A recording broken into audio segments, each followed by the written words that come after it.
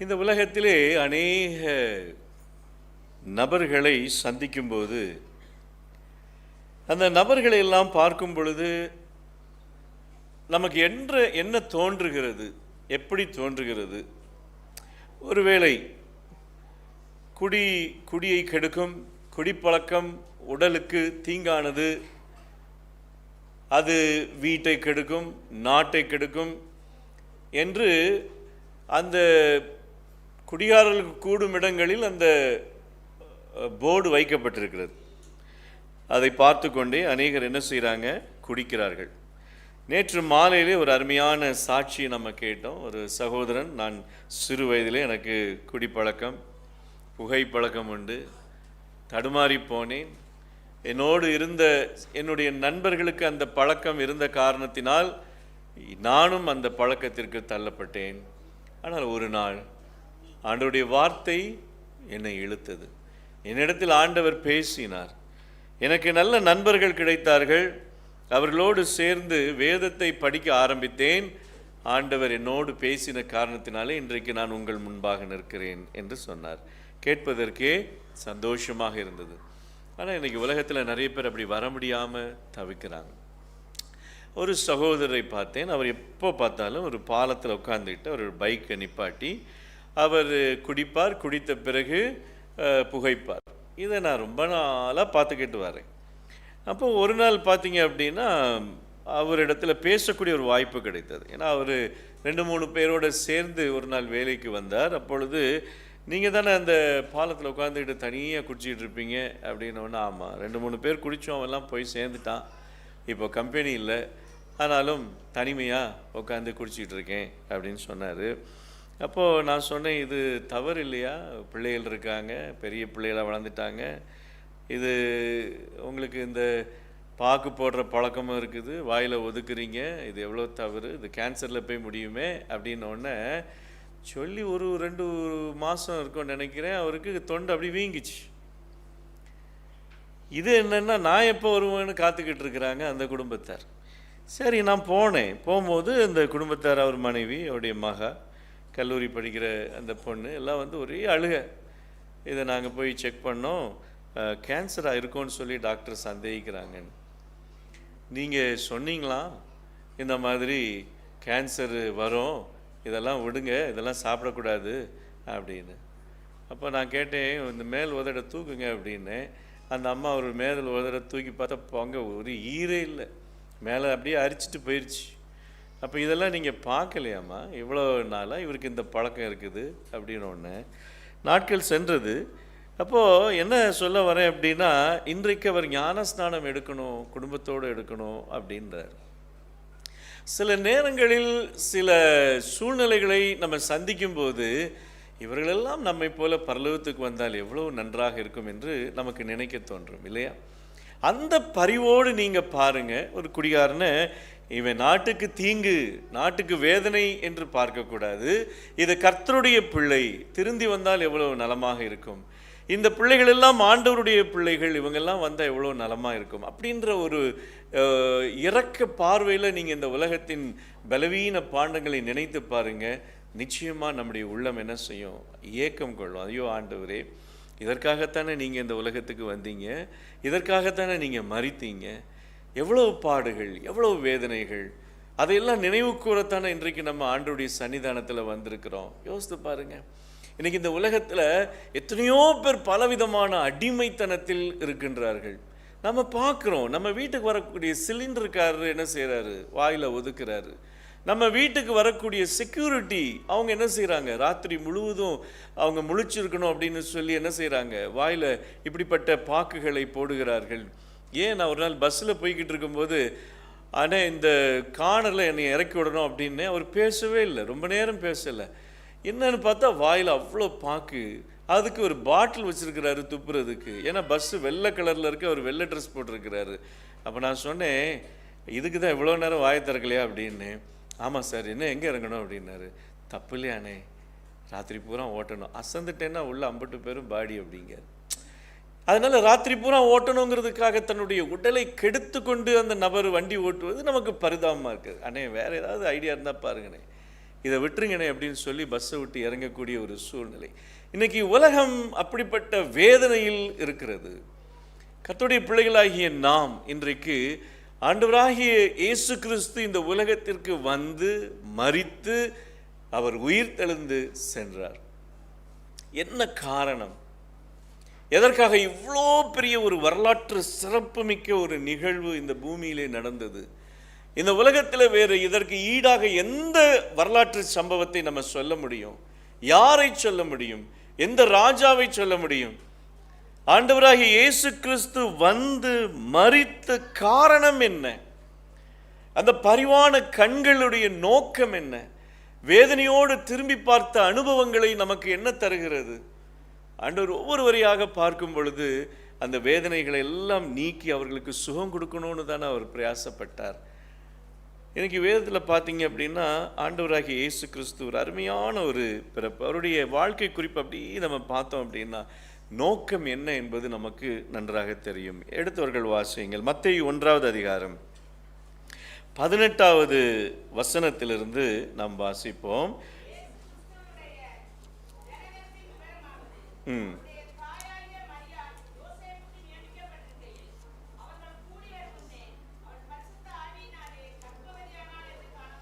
சரி, இவருடைய மத்தேயு 1 நீங்க படிச்சீங்க அப்படின்னா இயேசு கிறிஸ்துவனுடைய வம்ச வரலாறு யாரிலிருந்து ஆரம்பிக்குது?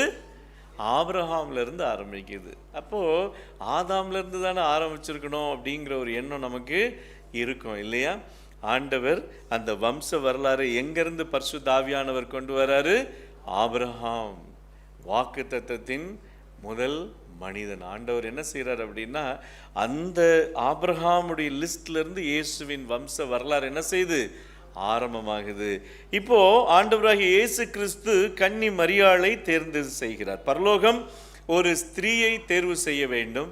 அந்த ஸ்திரீ ஆண்டவருக்கு முன்பாக சகல விதத்திலும் பாக்கியவதியாய் அவள் இருக்க வேண்டும். அந்த ஒரு நோக்கத்திற்காக அந்த ஸ்திரீ என்ன செய்கிறாங்க? தேர்ந்தெடுக்கப்படுகிறார்கள். அந்த நற்செய்தியை ஒரு தூதன் வந்து அந்த மரியாள் என்ற சகோதரிடத்தில் சொல்கின்றான், யோசேப்பிடத்தில் சொல்கின்றான். இந்த நற்செய்தி எவ்வளோ ஒரு பெரிய ஒரு ஆச்சரியமான ஒரு நற்செய்தி. தேவன் அவர்களிடத்தில் இரவிலே பேசுகின்றார். பேசும்போது தடுமாற்றம் நிறைந்த அந்த உள்ளமானது பலனடைகிறது, சரி என்று ஒத்துக்கொள்கிறது, பரவாயில்லை என்று. நீங்கள் வில்லியம் மில்லர் உடைய கதையை நீங்கள் படித்து பார்த்தீங்க அப்படின்னா அவர் தானியேல் புஸ்தகத்தின் விளக்கத்தை எல்லாம் எழுதி ஆண்டவராகிய இயேசு கிறிஸ்து அக்டோபர் 22ஆம் தேதி வருகிறார் என்ற நற்செய்தியை உலகத்துக்கு அறிவித்தார். அது ரொம்ப சந்தோஷமாக இருந்துச்சு. எல்லாரும் அதை ஏற்றுக்கொண்டாங்க. ஆண்டவருடைய வருகைக்காக காத்திருந்தாங்க. ஆனால் ஆண்டவர் வரல. அது ஒரு கிரேட் டிஸப்பாயின்மெண்ட் டே அப்படின்னு நம்ம சொல்கிறோம். ஆனால் அந்த மனுஷன் சோளக்காட்டில் போய் அழுதுருப்பார். எப்படி அழுதுருப்பார்னு எல்லாரும் இமேஜின் பண்ணி பாருங்களேன். நமக்கு ஒரு செய்தியை சொல்கிறாரு, அந்த செய்தி சரியாக நடக்கலை அப்படின்னா சோளக்காட்டில் போய் அழுதா எப்படி இருக்கும்? வேதனையோடு அழுகிறார். நான் சரியாக தானே படித்தேன், சரியாக தானே செஞ்சேன். அப்போ ஆண்டவர் என்ன செய்கிறார்னா அந்த செய்தி எப்படியாவது வில்லியம் மில்லருக்கு கொடுக்கணும் அப்படின்னு சொல்லி அவர் முயற்சி எடுக்கிறார். ஆனால் வில்லியம் மில்லரால் என்ன செய்ய முடியல? மறுபடியும் ஒரு செய்தியை ஏற்றுக்கொள்ள முடியல. மனம் உடைந்து தவிக்கின்ற நேரத்தில் ஆண்டவர் எலஞ்சி ஒயிட் அம்மையாரை சந்திக்கின்றார். அந்த நற்செய்தியை சொல்லணும். அது வாய்க்கு இனிமையாக இருந்தது, ஆனால் வயிற்றுக்கு போன பிறகு அது கசப்பாக இருந்தது என்று ஒரு தீர்க்க தரிசனத்தை வெளிப்படுத்த வேண்டும் என்று சொல்லி ஆண்டவர் என்ன செய்கிறார்? அதற்கு முன்பாக 2 பேரை தேர்வு செய்கிறார். அந்த 2 பேரும் அலட்சியப்படுத்திட்டாங்க, வேண்டான்னு சொன்னாங்க. மரியாளுக்கும் அதே போலதான் அந்த செய்தி வந்தது. அந்த சகோதரி அதை அலட்சியப்படுத்தவில்லை, சரி என்று ஏற்றுக்கொண்டாள். சில நேரங்களில் கர்த்தர் நமக்கு கொடுக்கின்ற பரலோகத்தின் ஆசீர்வாதங்களை நாம என்ன செஞ்சிடக்கூடாது? புறக்கணிச்சிடக்கூடாது. அது ஒவ்வொருடைய தனிப்பட்ட வாழ்க்கையில் ஆண்டவர் கொடுக்கக்கூடிய அனுபவமாக இருக்கும். உடனே என்ன செஞ்சிடக்கூடாது? எனக்கு இல்லை, ஐ எம் நாட் இன்ட்ரெஸ்டட் அப்படின்னு சொல்லிடக்கூடாது. யோசிக்கணும், ஜெபிக்கணும். ஆண்டவர் என்ன நோக்கத்திற்காக இந்த செய்தி எனக்கு வந்தது, நான் ஏன் எப்படி இதை கடைபிடிக்க வேண்டும்? ஒவ்வொரு தனிப்பட்ட குடும்பத்தாரும் ஆண்டவரிடத்தில் கேட்கணும். ஆண்டவர் ஒவ்வொருவருக்கும் நற்செய்தியை அனுப்பி கொண்டே இருக்கிறார். அதே நேரம் நாம் ஜெபத்தில் காத்திருந்தால் மாத்திரமே அதை புரிந்து கொள்ள முடியும் என்பதை நாம் அறிந்து கொள்ள வேண்டும். ஆண்டவர் என்ன செய்கிறாரு? மரியாளிடத்தில் பிறந்த செய்தி மிகவும் சந்தோஷம். அந்த நாளில் ஆண்டவர் பிறந்த செய்தி எல்லாருக்கும் கிடைக்கப்பட்டது. ஏன் ராஜாக்கும் கிடைக்கப்பட்டது, ஆனால் அவன் கோபமடைந்தான் என்பதை வேதத்தில் நம்ம என்ன செய்கிறோம், பார்க்கின்றோம். லூக்கா எழுதின புஸ்தகத்தில் நீங்கள் 2வது அதிகாரத்தை எடுத்துக்கொள்ளுங்க. 2வது அதிகாரத்தில் 46 படிங்க பார்ப்போம். லூக்கா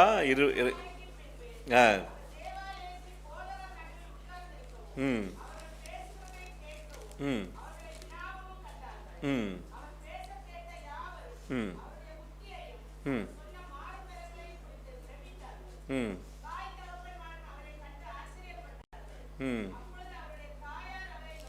ம் ம் ம்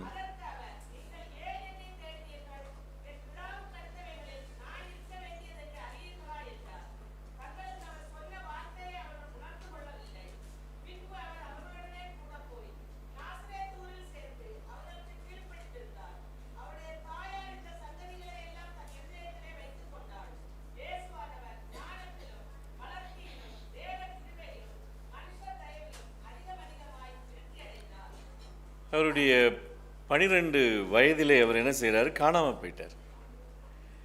இந்த பெற்றோர்கள் என்ன செய்கிறாங்க அப்படின்னா அவரை தேடி வர்றாங்க.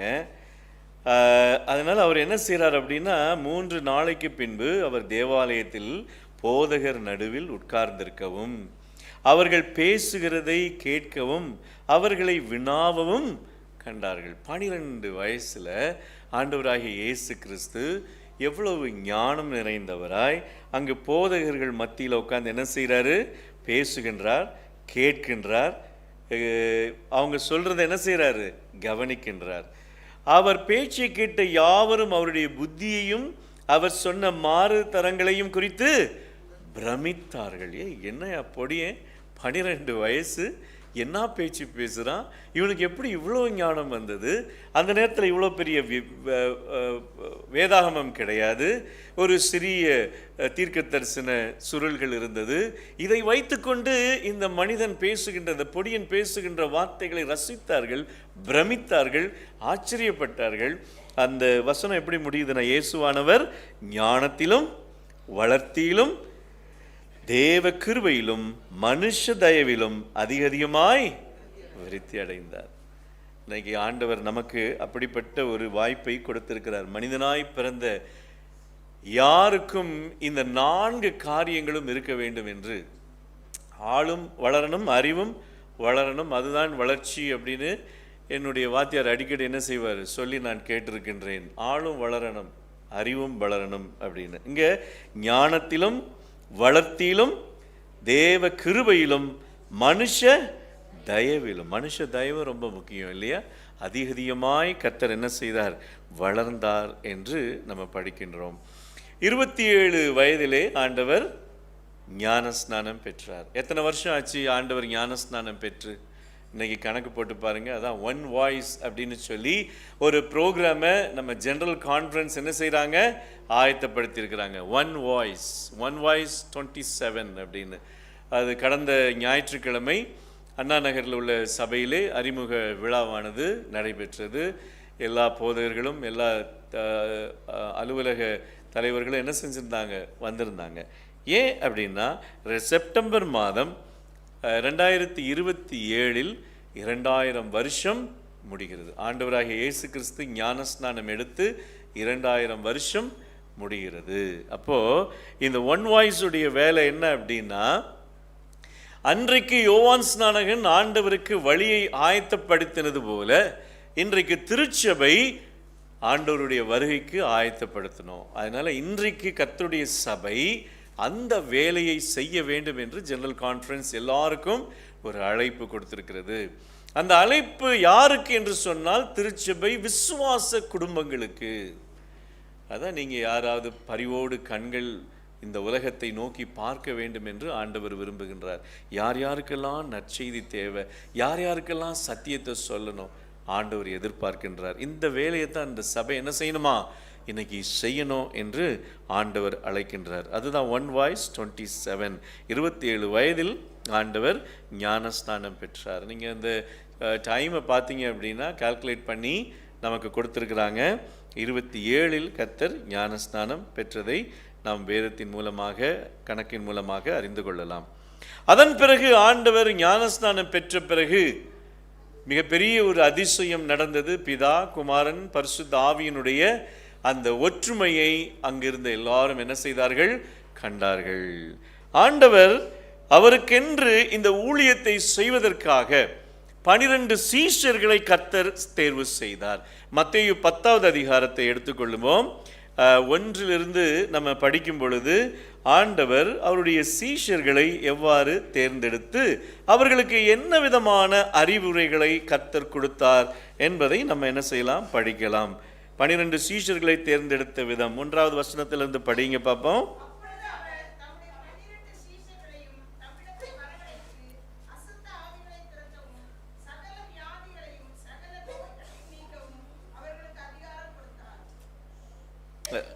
ஓகே, அந்த பேர்லாம் நமக்கு நன்றாக தெரியும். ஆண்டவர் அந்த 12 சீஷர்களை அனுப்பி அவங்களுக்கு என்ன பவர், என்ன வல்லமையை கொடுத்தார் நம்ம வேதத்தில் படிக்கிறோம்.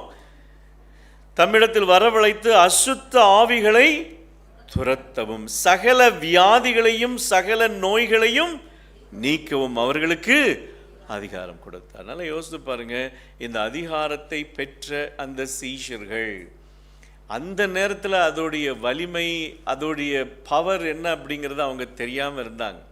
ஆனால் ஆண்டவர் அவங்களுக்கு அப்படிப்பட்ட ஒரு வல்லமையை கொடுத்தார். அந்த 12 சீஷர்களும் நமக்கு நன்றாக தெரியும்.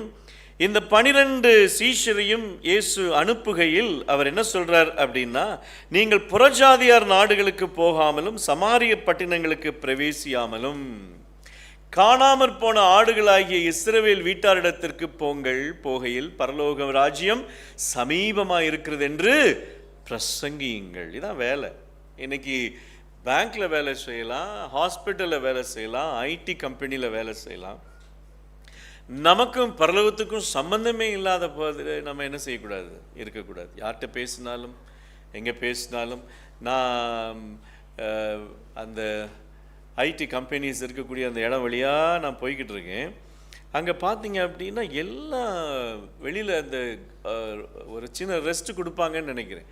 அதை ரெஸ்ட்டு கொடுக்கும்போது வெளியில் வந்து நீங்கள் அந்த ரோட்டில் போனீங்க அப்படின்னா, அது ஏதோ ஒரு ரோடு அம்பத்தூர் இதுக்குள்ளே நீங்கள் போவேன். நான் போகும்போது பார்த்தீங்க அப்படின்னா 2 பக்கமும் புகை மண்டலமாக இருக்கும். 2 பக்கமும் புகை மண்டலமாக இருக்கும். அவ்வளோ பேரும் 2 பக்கத்துலேயும் வெளியில் வந்து சிகரெட் குடிப்பாங்க. தற்செயலாக அப்படி திரும்பி பார்த்தா, அட குடிக்கிறது பூரா பெண் பிள்ளைகள். எல்லாம் என்ன செய்யுது? இப்படி ஸ்டைலாக பையன் கூட குனிஞ்சிட்டு கொடுப்பான் போல் இது இப்படி ஊதுது. பார்த்துக்கிட்டே போனேன், எங்கேருந்துடா இந்த பழக்கம் வந்துச்சு இந்த பிள்ளைகளுக்கு? பயந்து குடித்த ஆண்கள் பயந்து குடித்த காலம் இது. கள்ளுக்கடை எங்கே இருக்கும் தெரியுமா? ஊருக்கு வெளியில் இருக்கும். அங்கே குடிச்சிட்டு வர்றவன் ராத்திரி மறைஞ்சு தென்னை மரமாக மறைஞ்சு வீட்டுக்கு போவான். அது ஒரு காலம். ஆனால் இன்னைக்கு இப்படி நின்று ஊதுகிற காலம் எவ்வளோ பொல்லாத காலமாக போயிடுச்சு. ஏன் அப்படின்னா, ஆண்டவர் இதெல்லாம் பார்க்கும்போது கர்த்தருடைய பிள்ளைகளாகிய நாம் பரலோக ராஜ்யம் சமீபமாக இருக்கிறது, இந்த காரியங்களெல்லாம் நீங்கள் என்ன செய்யணும்? விட்டு விடணும் அப்படின்னு சொல்லி எச்சரிக்கை வேண்டிய. அவங்களுக்கு தெரியாது, அவங்களுக்கு இப்படி ஒரு செய்தி இருக்குது, நற்செய்தி இருக்குது அப்படின்னு நாம் அறிவிக்கலைன்னா யார் சொல்லுவா? யார் கேட்டா? இதை நீ சொல்லலைன்னா, இந்த ஏசாயா புஸ்தகத்தை எனக்கு நீ விளக்கலைன்னா எனக்கு எப்படி இது தெரியும் அப்படின்னு சொன்னது யாரு? எகிப்திய மந்திரி இல்லையா? யார்கிட்ட சொன்னாரு? பிலிப்பிட்ட சொன்னாரு. இன்னைக்கு நம்ம எல்லாருமே யோவான் ஸ்நானகன்.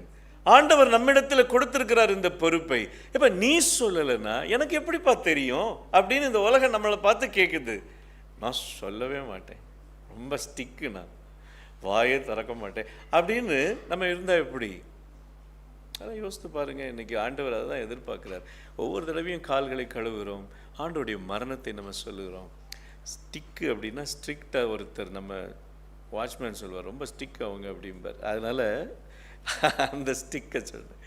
எதுக்கு சொல்கிறேன் அப்படின்னா, இன்னைக்கு இந்த சபை ஊழியத்தை செய்ய வேண்டிய காலகட்டத்தில் நம்ம ஸ்ட்ரிக்டாக என்ன செய்யக்கூடாது? இருக்கக்கூடாது. பேசணும், பழகணும்.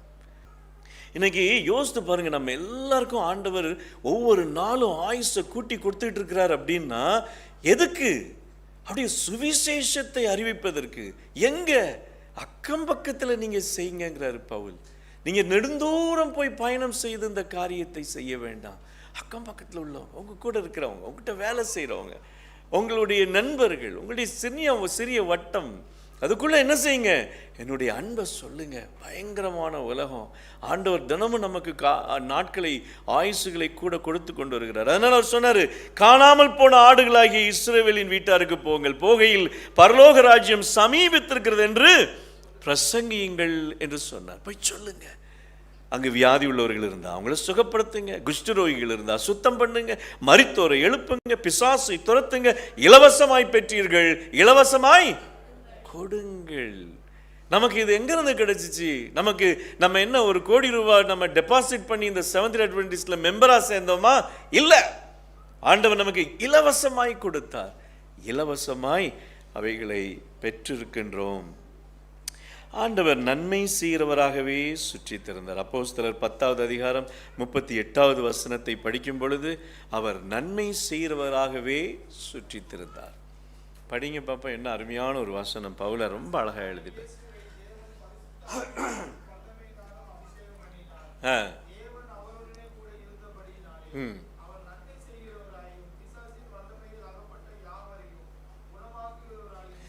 இதே காரியத்தை கர்த்தர் நம்மிடத்தில் எதிர்பார்க்கின்றார். நசரேயனாகிய இயேசுவை தேவன் பரிசுத்த ஆவியினாலும் வல்லமையினாலும் அபிஷேகம் பண்ணினார்.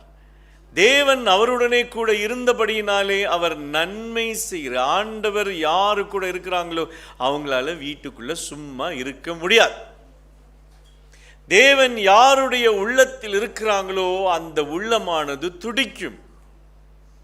அந்த உள்ளமானது அவருடைய அன்பை 4 பேருக்காவது சொல்லணும் அப்படின்னு சொல்லி அந்த கால்கள் என்ன செய்யும்? புறப்பட்டு செல்லும். பிசாசின் வல்லமையில் அகப்பட்ட யாவரையும் குணமாக்குகிறவராகவும் சுற்றி திரிந்தார். நன்மை செய்கிறவராய், குணமாக்குகிறவராய் தேவன் சுற்றி திரிந்தார் என்று நம்ம பார்க்கிறோம். மத்தேயு 12வது அதிகாரத்திலும் நிறைய அதிகாரங்கள்ல வில்லனும் இருக்கின்றான். அவருடைய ஊழியம் சர்வசாதாரணமா நடைபெறவில்லை. நீங்க மத்தேயு 12வது அதிகாரம் 2வது வசனத்தை எடுத்தவங்க வாசிங்க.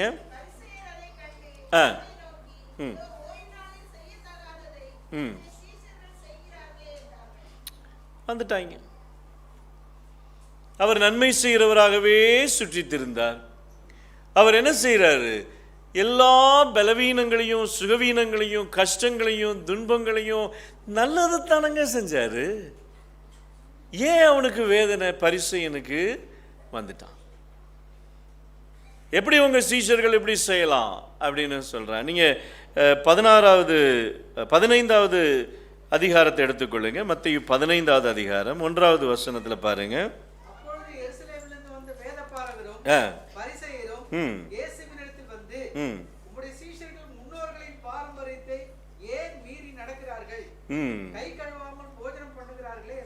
சரி, வேதபாரகர் வந்துட்டாங்க, பரிசேயர் வந்துட்டாங்க, இவருடைய ஊழியத்திற்கு தடையை அங்கே ஏற்படுத்துறாங்க.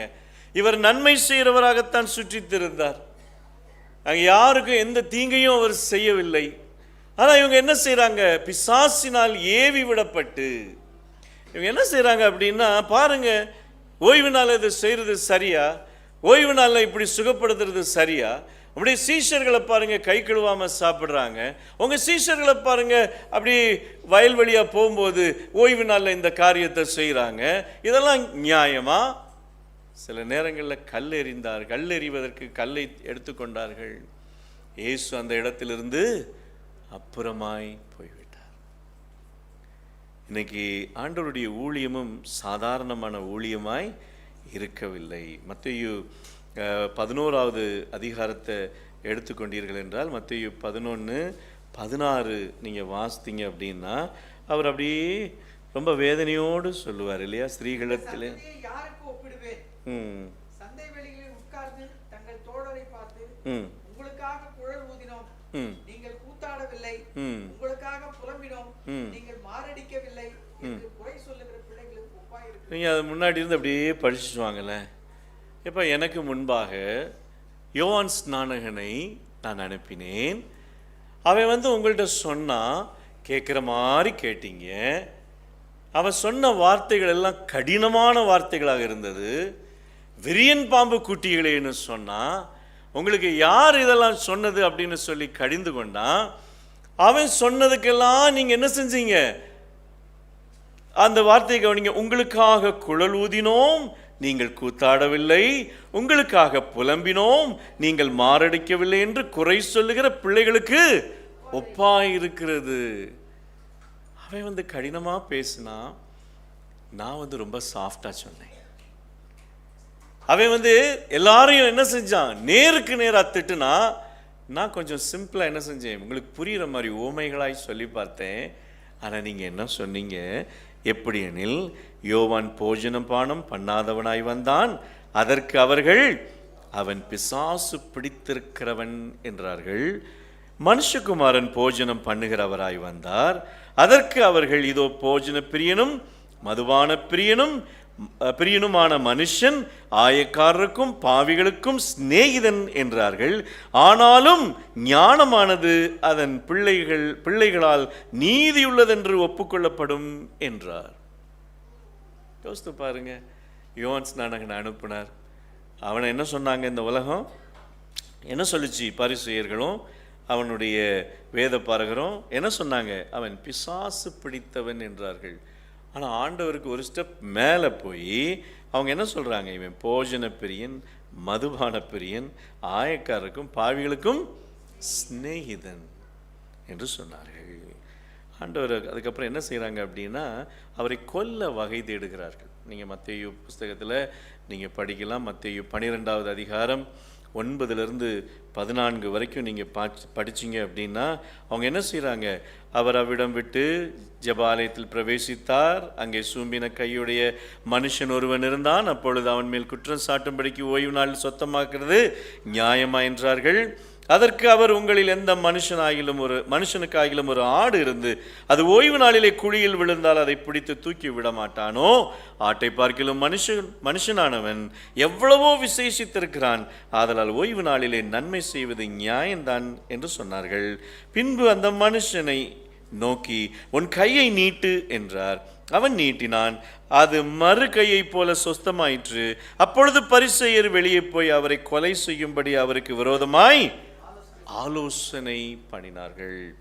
ஆண்டவருடைய ஊழியத்திற்காக, இந்த கர்த்தருடைய பிள்ளைகளாகிய நமக்காக அவர் செய்த தியாகங்கள் கொஞ்சம் நஞ்சம் அல்ல. இந்த பரிசேயர்கள் என்ன செய்கிறாங்க? வேதபாரகர்கள் என்ன செய்கிறாங்க? அவருக்கு விரோதமாக அவரை கொலை செய்ய திட்டம் தீட்டினார்கள், வகை தேடினார்கள் என்று வேதத்தில் நம்ம என்ன செய்கிறோம்? படிக்கின்றோம். லூக்கா 22வது அதிகாரம் 47-48 வசனங்களை படிங்க. லூக்கா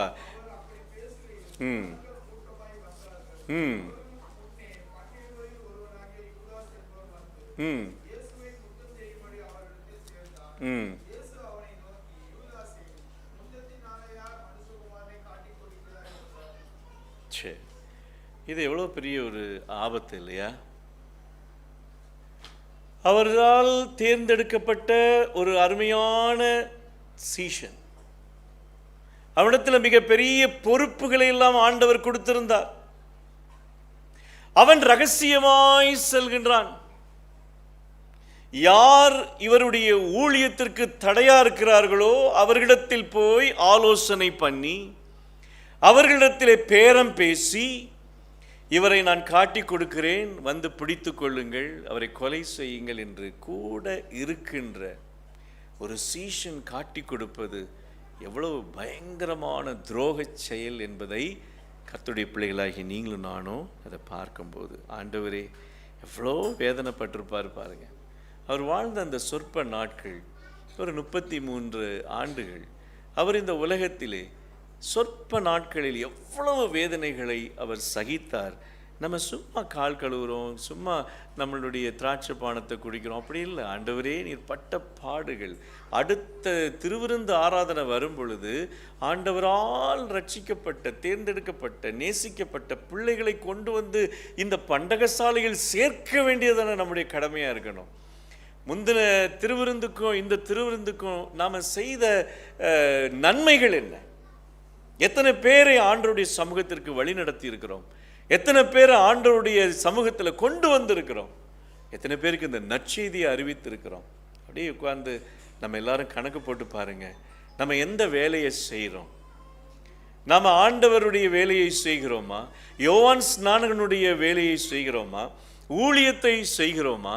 அல்லது பரிசேயரை போல, வேத பாரகரை போல ஊழியத்திற்கு தடையாக இருக்கிறோமா? நம்ம சிந்தித்து பார்க்க வேண்டும். ஆண்டவர் நம்மை இன்றைக்கு தெய்வீக பிரசன்னத்தில் திருவிருந்து ஆராதனையில் நம்ம பங்கெடுக்கும் பொழுது ஆண்டவருடைய பிள்ளைகளாகிய நாம், ஆண்டவரே இந்த திருவிருந்து ஆராதனையிலே நான் நல்ல ஒரு தீர்மானம் எடுக்கணும். ஆண்டவரே என்னுடைய அடுத்த திருவிருந்து ஆராதனைக்குள்ளாக உடைய வார்த்தை நான் சொல்லணும். செப்டம்பர் 27, 2027 ஆண்டவர் ஞானஸ்நானம் பெற்று 2000 வருஷத்தில் நமக்கு இந்த அருமையான பாக்கியத்தை கொடுத்திருக்கிறார். இன்னைக்கு நிறைய பேர் இந்த உலகத்தில் இல்லை, ஆனால் நமக்கு அந்த யோவான் ஸ்நானகனுடைய வாய்ப்பை மீண்டும் திருச்சபைக்கு கர்த்தர் கொடுத்திருக்கிறார். அவருடைய வருகையில் நம்ம என்ன செய்யணும் அப்படின்னா, ஆண்டவரே என்னால் ஆதாயப்படுத்தப்பட்ட மக்கள் அப்படின்னு சொல்லி நம்ம காட்டணும். அப்போ நான் அதுக்கு பிரயாசப்படணும். நம்ம அதுக்கான என்ன செய்யணும்? முயற்சிகளை எடுக்கணும். ஆண்டவர் என்ன செய்கிறார் அப்படின்னா, ஒரு காலகட்டம் வருகிறது. ஆண்டவர் தீத்து புஸ்தகத்தில் பாருங்க, 2வது அதிகாரம் 14வது வசனத்தை வாசிங்க. தீத்து 2வது அதிகாரம் 14வது வசனம்.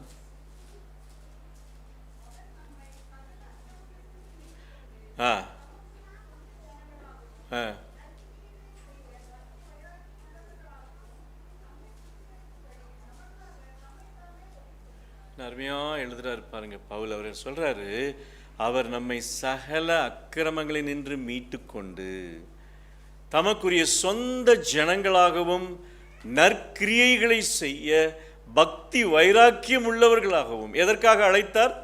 நற்கிரியைகளை செய்ய பக்தி வைராக்கியம் உள்ளவர்களாயும் நம்மை சுத்திகரிக்கும்படி நமக்காக தம்மை தாமே, இல்லைன்னா அவரை பிடிக்க முடியாது, அவர்கிட்ட நெருங்க முடியாது, அவரை தொட முடியாது. அவர் தன்னைத்தானே ஒப்பு கொடுக்கவில்லை என்று சொன்னால் ஆண்டவரிடத்தில் யாராவது நெருங்க முடியுமா? இன்னைக்கு கர்த்தருடைய பிள்ளைகளுக்கும் அந்த அதிகாரத்தை கொடுத்திருக்கிறார். ஒருவரும் என்ன செய்ய முடியாது? ஆண்டவரை தொட முடியாது. அங்க நிக்கிறது யாருன்னு பாருங்க, அவருடைய தூதர்கள். லூக்கா 22வது அதிகாரம் 44வது வசனத்தை நம்ம வாசிக்கும் பொழுது, அவர் பலவீனப்பட்டார், பாவத்து நிமித்தம் பலவீனப்பட்டார். என்ன இந்த மக்களுக்கு இவ்வளவு சத்தியத்தை சொல்லியும் இன்னும் இப்படிப்பட்ட பலவீனத்தில் இருக்கிறார்களே, என்னை சரியா புரிந்து கொள்ளவில்லையே, எல்லாரும் என்னை எதிரியாத்தான பார்க்குறாங்க அப்படின்னு சொல்லி ஆண்டவர் அந்த பாவத்தை அப்படியே சுமந்து வேதனையோடு தன்னுடைய பிதாவின் சித்தத்தை நிறைவேற்ற, பாவிகளுக்காக மரிக்க தன்னை அர்ப்பணிக்கும் போது அங்கே யார் நிற்கிறா? அங்கே யார் நின்னான்னு வேதத்தில் படிக்கிறோம்? தூதர்கள் நின்று கொண்டிருக்கிறார்கள். ஒரு தூதன் வந்து அவர் என்ன செய்கிறான்? பலப்படுத்துகிறான். டோன்ட் வரி, நீங்கள் பிதாவின் சித்தத்தை நிறைவேற்றுவதற்காக வந்திருக்கிறீங்க. இந்த தூதன் என்ன பலப்படுத்தியிருப்பான்னு பாருங்க. அவர் உலகத்தின் இரட்சகருங்க, சர்வ அதிகாரமும் வல்லமையும் படைத்தவர். அவரிடத்துல என்ன ஒரு நொடி பொழுதில் இந்த உலகத்தை பஸ்பமாக்கக்கூடிய வல்லமை உண்டு. ஆனால் அதையெல்லாம் தாண்டி இந்த ஈன மனுஷனுக்காக நம்ம எல்லாருடைய பலவீனத்தை சுமந்து கொண்டு அவர் பரிதபித்து அந்த கெத்செமனில் என்ன செய்கிறாரு? அழுது கொண்டிருக்கின்றார். அன்பு தேவனுடைய பிள்ளைகளே, எவ்வளோ அருமையான தெய்வம் நமக்கு முன்பாக. அவருடைய ஊழியத்தை நம்ம செய்வதற்கு நாம் ஏன் என்ன செய்யணும்? தாமதிக்கணும் இல்லையா? மார்க்கு புஸ்தகத்தில் நீங்கள் படிக்கலாம். 15வது அதிகாரம் 7லிருந்து படிங்க. மார்க் 15:7. ம் பரபாஸ் எனப்பட்ட ஒருவன் இருந்தான். ம் ஜனங்கள் வழக்கத்தின்படி ம் சத்தமிட்டு ஒருவனை விடுதலையாக்க வேண்டும் என்று ம் சத்தமிட்டு கேட்டுக்கொள்ளத் தொடங்கினார்கள். ம் பொறாமையினாலே பிரதான ஆசாரியர்கள் அவரை ஒப்புக் கொடுத்தார்கள் என்று பிலாத்து அறிந்து ம் அவர்களை நோக்கி, நான் யூதருடைய ராஜாவை உங்களுக்கு விடுதலையாக்க வேண்டும் என்றிருக்கிறீர்களா என்று கேட்டான். ம் பரபாசை தங்களுக்கு விடுதலையாக்க வேண்டும் என்று ஜனங்கள் கேட்டுக்கொள்ளும்படி ம் பிரதான ஆசாரியர்கள் அவர்களை ஏவி விட்டார்கள். ம் பிலாத்து மறுபடியும் அவர்களை நோக்கி, அப்படியானால் யூதருடைய ராஜாவென்று நீங்கள் சொல்லுகிறவனை நான் என்ன செய்ய வேண்டும் என்று கேட்டான். அவனை சிலுவையில் அறையும் என்று மறுபடியும் சத்தமிட்டு சொன்னார்கள். அதற்கு பிலாத்து, ஏன் என்ன பொல்லாப்பு செய்தான் என்றான். அவர்களோ அவனை சிலுவையில் அறையும் என்று இன்னும் அதிகமாய் கூக்குரலிட்டு சொன்னார்கள். சரி, போதும். பாருங்க, ஆண்டவராகிய இயேசு கிறிஸ்துவை சிலுவையில் அறையும்படி பரபாசை என்ன செய்யுங்க? விடுதலை செய்யுங்க. குற்றவாளியை விடுதலை செய்யுங்க. ஆனால் குற்றமே செய்யாத என் அன்பு தேவனை என்ன செய்யுங்க? சிலுவையில் அறையுங்க. பிலாத்து மீண்டும் மீண்டும் கேட்குறார். பிலாத்துக்கு நெருக்கடி. அவர் மீண்டும் மீண்டும் கேட்குறார், அவர் என்னையா தப்பு செஞ்சான்? அதெல்லாம் காதில் வாங்குறதுக்கு நேரம் இல்லை. அவங்க பாருங்கள், அதை என்ன செய்கிறாங்க பார்த்துங்க. பிரதான ஆசாரியர்கள் என்ன செஞ்சாங்களாம்? ஏவி விட்டார்கள். அதுக்கப்புறம் பார்த்தீங்க அப்படின்னா மறுபடியும் சத்தமிட்டு இவனை சிலுவையில் அறையுங்கள் என்று சொன்னார்கள்.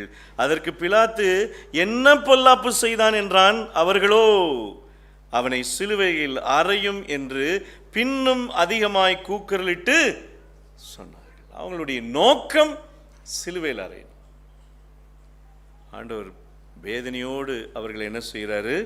நோக்கி பார்க்கிறார் இல்லையா?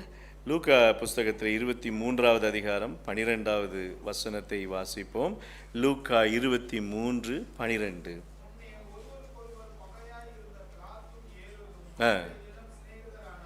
முன்பே 2 பேரும் ஜென்ம பகையாய் இருந்த பிலாத்தும் ஏரோதும் யார் நிமித்தம் ஒன்றா சேர்ந்தாங்களாம்? ஆண்டவராகிய இயேசு கிறிஸ்துவ நிமித்தம் அன்றைக்கு நட்பு பாராட்டினார்கள் என்பதை நாம் அறிந்திருக்கிறோம். மார்க் 15வது அதிகாரம் 25வது வசனம், 22லிருந்து படிங்க. மார்க் 15:22. ம் ம் ம்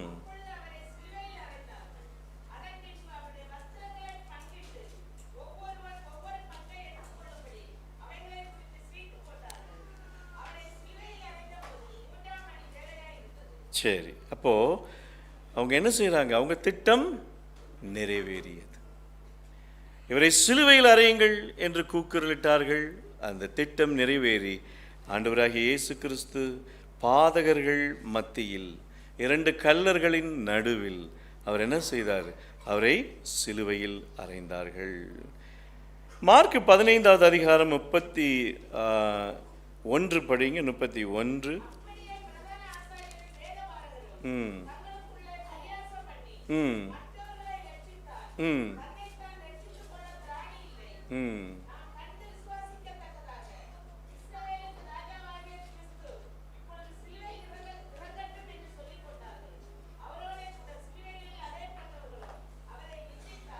அவ்வளோ பயங்கரமான சூழ்நிலையை கர்த்தர் கடந்து போகிறார் பாருங்க. அவர் தன்னைத்தாமே ஒப்பு கொடுத்தார். அவர் ஒப்பு கொடுத்த காரணத்தினாலே அவரை பிடித்து சிலுவையில் அறைந்தார்கள். சிலுவையில் அறைந்த பிறகு பரிசேயர்களும் வேதப்பாரர்களும் சொன்னாங்க, we have done our job. நம்முடைய வேலையை கச்சிதமாக முடிச்சிட்டோம். இவன் எல்லாருக்கும் ரட்சித்துட்டு இருந்தானே, இப்போ அவனை தன்னைத்தானே ரட்சிக்கட்டும் பார்ப்போம். வேதனையோடு ஆண்டவர் அங்கே சிலுவையில் தொங்கிக் கொண்டிருக்கும் பொழுது அவரோடு கூட அறையப்பட்டவர்களும் என்ன செய்தார்களாம்? வேதனையோடு என்ன செய்தாங்க? அவர் பார்க்கிறார், அவர்கள் அவரை நிந்தித்தார்கள் என்று வேதத்திலே நாம் படிக்கிறோம். வெற்றி களிப்பு. ஆண்டவர் அவரை சிலுவையில் அறைந்தோம் என்று சொல்லி மிகுந்த வெற்றி களிப்பு. யோவான் 16வது அதிகாரம் 32-33வது வசனத்தை படிப்போம். யோவான் 16வது அதிகாரம் 32-33. ம் ம் ம் இந்த அருமையான வசனம் பாருங்கள். எல்லாரும் அதை நல்லா கவனித்து பாருங்கள். ஆண்டவர் அழகாக சொல்லக்கூடிய ஒரு இடம். இதோ நீங்கள் சிதறுண்டு அவனவன் தன் தன் இடத்துக்கு போய் என்னை தனியே விட்டுவிடும் காலம் வரும்.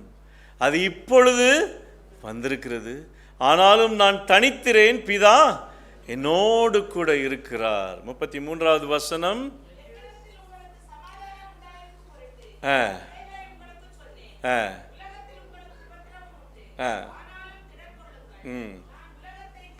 உலகத்தில் எல்லாருக்கும் உபத்திரவம் உண்டு. ஆண்டவர் சொல்றார், உங்களுக்கு இந்த உலகத்தில் உபத்திரவம் உண்டு. அவர் தன்னைத்தானே ஒப்பு கொடுத்தார். பரியாசக்காரர்களும் பரிசேயர்களும் வேதப்பார்களும் கொக்கரித்தார்கள், சாதித்தோம் என்று நினைத்தார்கள். ஆனால் ஆண்டவர் சொல்றாரு, இல்லை, நான் உலகத்தை ஜெயித்தேன். எவ்வளவு பயங்கரமான ஒரு ஸ்டாண்டர்டான ஒரு வார்த்தை பாருங்க. யாரும் யாரையும் என்ன செய்ய முடியாது, வீழ்த்த முடியாது. ஏன் அப்படின்னா, பிதா அவரோடு கூட இருக்கின்றார். ஆண்டவர் சொல்றாரு, நான் உலகத்தை ஜெயித்தேன். இந்த உலகத்தில் உங்களுக்கு உபத்திரவம் உண்டு. லூக்கா 23வது அதிகாரம் 28வது வசனத்தை வாசிங்க. லூக்கா 20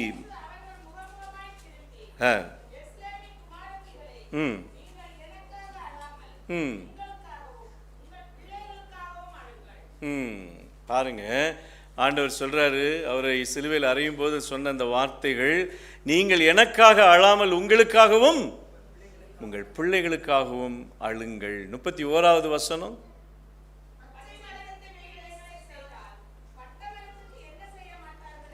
பச்சை மரத்திற்கே இவர்கள் இப்படி செய்தால். ஸ்டேட்மெண்ட்டை கவனிங்க. ஆண்டவர் சிலுவையில் போகும்போதுமாக சொல்றாரு, எனக்காக அழாதீங்க, உங்களுக்காக உங்கள் பிள்ளைகளுக்காக என்ன செய்யுங்க, அழங்க. பச்சை மரத்திற்கே இந்த பாடென்றால் பட்ட மரத்திற்கு என்ன செய்வார்கள்? மத்தேயு 23வது அதிகாரம் 1 வாசிங்க. மத்தேயு 23.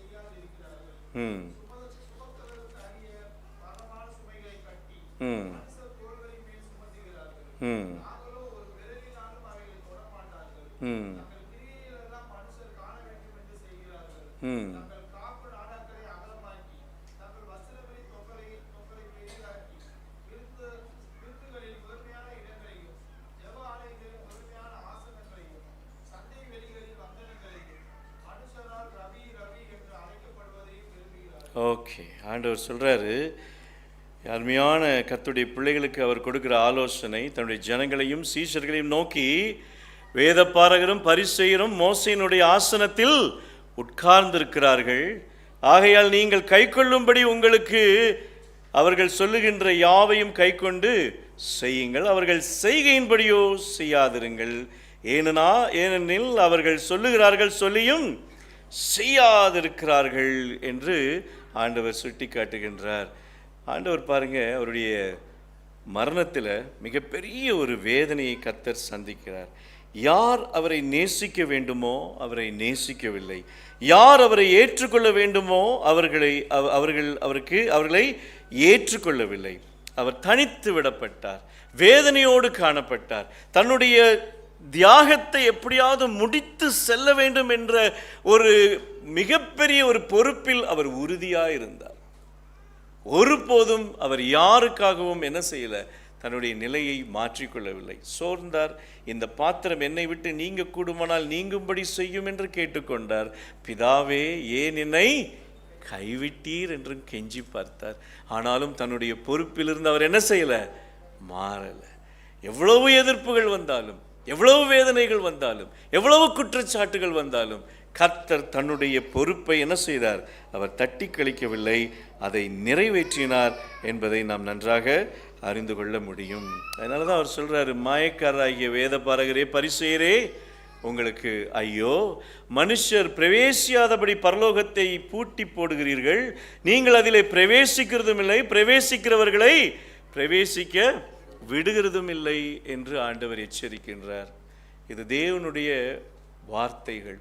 இன்றைக்கு கர்த்தருடைய பிள்ளைகளாகிய நீங்களும் நானும் இன்னைக்கு அவர்கள் சிலுவையில் அறைந்து அவரை வெற்றி சிறந்தோம் என்று கொக்கரித்தார்கள்.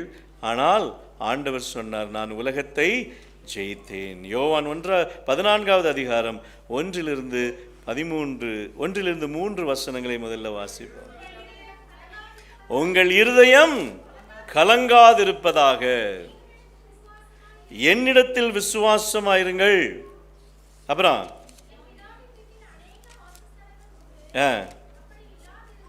ம் ம்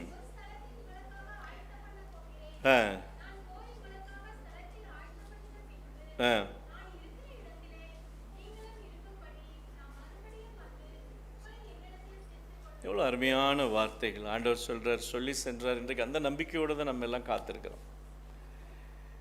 ஆண்டவர் வருகை சீக்கிரமாக இருக்கிறது, மிக துரிதமாக இருக்கிறது. அவருடைய வருகையில் நாம் எல்லாரும் பங்கெடுக்கணும். இந்த அன்பின் தேவன் நமக்காக நசுக்கப்பட்டார் என்று வேதத்தில் நம்ம படிக்கிறோம். நமக்காக அவர் ஒடுக்கப்பட்டார் என்று வேதத்தில் படிக்கின்றோம். காரி உமிழ்ந்தார்கள், அதை ஏற்றுக்கொண்டார். அவருடைய தலையிலே முள்முடியை வைத்து அவருடைய சிரசிலே அடிக்கும் போது எப்படி இருந்திருக்கும்னு யோசித்து பாருங்க, கற்பனை செய்து பாருங்க. அந்த முள்ளெல்லாம் அவருடைய தலைக்குள்ள எப்படி ஊடுருவி பாய்ந்திருக்கும், எவ்வளவு வேதனையோடு ரத்தம் வடிந்திருக்கும். தனிமையாய் அவரோடு இருந்தவர்கள் எல்லாரும் ஓடி போய் விட்டார்கள். அவர் தனிமையாய் அந்த இடத்துல நின்று இந்த வேதனையை அனுபவிக்க காரணம் நம்முடைய ஒவ்வொரு முகங்களுக்காக, நம்ம எல்லாருடைய தனிப்பட்ட வாழ்க்கைக்காக, வாஞ்சைக்காக. அப்படியே ஒரு சொட்டு இரத்தத்திலும் என்னுடைய வாழ்க்கை அடங்கி இருக்கிறது. என்னுடைய வாழ்நாள் ஆண்டவருக்கு என்று என்னுடைய பொறுப்பை நான் தட்டி கழிக்காமல் அதை முடிக்க வேண்டும் என்று நம்முடைய ஒவ்வொருவரும் நினைத்தோம் என்று சொன்னால், அவருடைய மிகப்பெரிய வருகையிலே நாம் எல்லாரும் பங்கெடுக்க முடியும். அப்படி இல்லை என்று சொன்னால் அதையும் ஆண்டவர் திட்டவட்டமாக சொல்கிறார். உமக்காகத்தான ஆண்டவர் இதை செய்தோம், தீர்க்க தரிசனம் உரைத்தோம், ஜெபித்தோம், நடந்தோம். ஆண்டவர் சொல்வார், அக்கிரம செய்கைக்காரர் என்னை விட்டு அகன்று போங்கள், நான் உங்களை அறியேன். இயேசுவின் நாமத்தில் நடக்கிற காரியங்கள் எல்லாமே இன்னைக்கு பார்த்தீங்க அப்படின்னா நாடகமும் மேஷமாகத்தான் இன்றைக்கு இருக்கின்றது. ஆனால் ஆண்டவர் எச்சரிக்கின்றார், இல்லை, எனக்காக தன்னை முழுமையாக அர்ப்பணித்து நான் வேதத்தில் விரும்புகின்ற லவோதிக்கேயா சபையை குறித்து நம்ம படிக்கிறோம். என்ன பயங்கரமான ஒரு டைட்டில் பார்த்தீங்களா? அந்த லவோதிக்கேயான்ற பேர் அந்த ராஜா என்ன செய்தான், அந்த பட்டணத்திற்கு வைத்தான். அந்த லவோதிக்கேயால்னா யாரு? அவள் அந்த ராஜாவினுடைய மனைவி. விலகி சென்றால் ராஜா என்ன செய்தான், இன்னொரு பெண்ணை திருமணம் செய்தான். அந்த குழந்தை பிறந்தது. மறுபடியும் அந்த பெண் விலகும் போது இவள் மறுபடியும் வந்து லவோதிக்கேயா என்ன செய்தாள், திரும்ப வந்து சேர்ந்து கொண்டாள். உடனே தீர்மானம் எடுக்கிறாள். அந்த மனைவி, இரண்டாவது மனைவியும் அவருடைய குழந்தையும் கொலை செய்கின்றாள். இவனுக்கு விஷம் கொடுத்து கொலை செய்கின்றாள். இந்த மூத்த மகனை பட்டத்துக்கு வர வைக்கிறாள். அந்த மூத்த மகனும் கொலை செய்யப்படுகிறான், விஷம் வைத்து கொலை செய்யப்படுகிறான். பதவி ஆசையினால். 1973 நம்ம ஐயா, அவர் பேர் என்ன, பண்ருட்டியில் இருக்கார், பாட்டெலாம் எழுதுவார், ஆஹாப் டேனியல், அவர் எழுதினார் பாருங்க. என்ன பாட்டு? லவோதிக்கேயா சபைக்கு, அதான் எழுதினாரு. தேவ எச்சரிப்பின் தூது, அனலாயிரு இல்லை குளிராயிரு, வெது வெதுப்பாயிருந்தால் உன்னை வாந்தியே பண்ணிடுவார். சாதாரண வார்த்தைகளா? இன்னைக்கு கர்த்தருடைய பிள்ளைகளாகி நீங்களும் நானும் ஆண்டவருடைய வருகைக்காக காத்து கொண்டிருக்கிறோம். ஆண்டவர் தன்னுடைய வாழ்க்கையை நமக்காக அர்ப்பணித்தார், நமக்காக நொறுக்கினார். நம்முடைய வேதனையை அவர் சுமந்தார், நம்முடைய பாவத்தை அவர் சுமந்தார். இன்னைக்கு அவர் பரலோகத்தில் இருந்து இந்த பூமியை நோக்கி எப்பொழுது உத்தரவு கிடைக்கும் நான் செல்லலாம் என்று காத்து கொண்டிருக்கிறார். அப்போ அவருடைய உத்தரவை பிதா போங்கன்னு சொல்லிட்டா இன்னைக்கு நம்முடைய நிலைமை என்ன? ஒருவேளை இன்னைக்கு ஆண்டவர் வரலன்னாலும் இன்னைக்கு நம்ம இருப்போமா இருக்க மாட்டோமா சாயங்காலம் வரைக்கும் தெரியாத. நம்முடைய வாழ்க்கை யாருக்குமே நிரந்தரம் இல்லையே. ஒன்னே ஒன்று நிரந்தரம், ஆண்டவரே நான் பாவி, என்னை மன்னியும். அது ஒண்ணுதாங்க நிரந்தரம். பாவ மன்னிப்பை பெற்று தேவனுடைய ராஜ்யத்திலே பங்கெடுக்க இந்த உலகத்திலே கர்த்தர் வாய்ப்புகளையும் வசதிகளையும் கொடுத்தும் அந்த காரியத்தை பரிசேயனை போல வேதப்பாரனை போல நிராகரிக்கிற பிள்ளைகளை என்ன செய்வது என்று கர்த்தர் வேதனையோடு காத்திருக்கிறார். இன்னைக்கு ஆண்டவருடைய பிள்ளைகளாகிய நாம், ஆண்டவரே, நம்ம அதான் ஒன்னே ஒன்று கேட்கணும். முழங்கால் படியிட்டு நீங்கள் திருவிருந்து ஆராதனை பங்கெடுக்க முன்பாக பாவ அறிக்கை செய்யணும். ஆண்டவரே, என்னிடத்தில் ஏதாவது குறை உண்டென்றால் என்னை மன்னியும். ஆண்டவரே, உம்மை வேதனைப்படுத்தக்கூடிய வழி ஏதாவது இருந்தால் அதை சரி செய்யும். ஆண்டவரே, இன்னைக்கு கர்த்தருடைய பிள்ளைகளாகி நீங்களும் நானும் அதை கேட்டுட்டு தான் என்ன செய்யணும்? இந்த திருவிருந்து ஆராதனையில் பங்கெடுக்கணும். ஆண்டவர் நம்ம ஒவ்வொருவரையும் எதிர்பார்க்கின்றார். நான் உனக்காக வேதனைப்பட்டேன், உனக்காக காயப்பட்டேன், நான் ரத்தம் சிந்தினேன், ஏன் என்னை நீ நேசிக்கல? இந்த உலகத்தில் முதல்ல நம்ம சரி பண்ணணும், அதுக்கப்புறம் இந்த உலகத்தை சரி பண்ணணும். அப்படின்னா நம்ம சரி பண்ணவே ஆயுசு காலம் போய்கிட்டு இருக்குது. உலகத்தை என்னைக்கு சரி பண்ணுறதுன்ற ஒரு கேள்வி நமக்குள்ளே எழும்பவில்லையா? இன்னைக்கு அதுக்கு ஒரு தீர்மானம் எடுப்போம். ஆண்டவரே, என்ன சரி பண்ணுங்க. ஆண்டவரே, என்னிடத்தில் குறை உண்டு. I am not a Saint. நான் இங்கே பரிசுத்தவான் அல்ல, நான் மிகப்பெரிய பாவி. இங்கே இருக்கிற எல்லா பாவத்தை விட அதிகமாய் பாவம் செய்தவன் நான். பாவிகளிலும் பெரும் பாவி என்று யார் முதலில் தன்னை அறிக்கையிடுகிறார்களோ அவர்களை தான் கர்த்தர் முதலாவது என்ன செய்கிறார்? சந்திக்கின்றார்.